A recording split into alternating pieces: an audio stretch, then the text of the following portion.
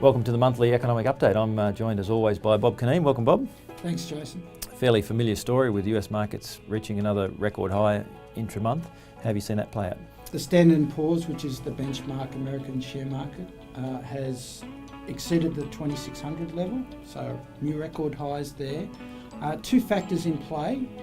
The Trump tax plan, so lowering the corporate tax rate from 35% down to 20%. As well, we've had strong corporate profit story all year in America, so it looks to be up about 10% in terms of the corporate profit story itself. So it's a remarkably powerful locomotive at the moment. Very strong performance by property trusts, and a similar from the information technology sector.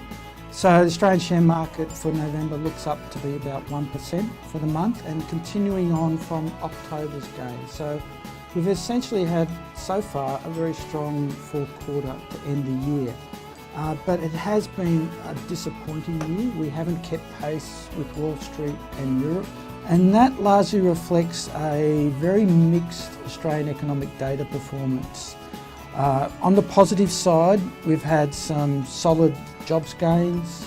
Unemployment rate has come down to 5.4%.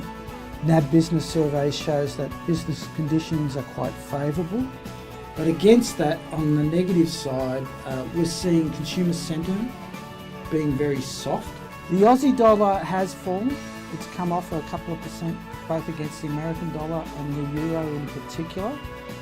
Even though we've had stronger iron ore prices, which are supportive of the currency itself, against that, it doesn't look likely that the Reserve Bank's going to be raising interest rates for the foreseeable future, so for the next 6 months. And bearing in mind that America looks like it's going to be raising interest rates over the next 6 months, the appetite for the Australian dollar is quite weak at the moment. What do you think investors should be focusing on over the coming months?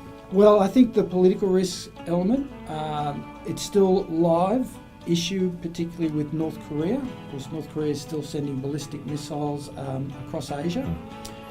We've also got sensitivities within Europe. Apart from Germany, we've got Brexit, so we're still negotiating Britain's exit from the European Union. The Middle East is a very sensitive issue at the moment. There's a little bit of tension between Saudi Arabia and Iran, so we need to watch those two nations. Domestically, our economy seems to be muddling through.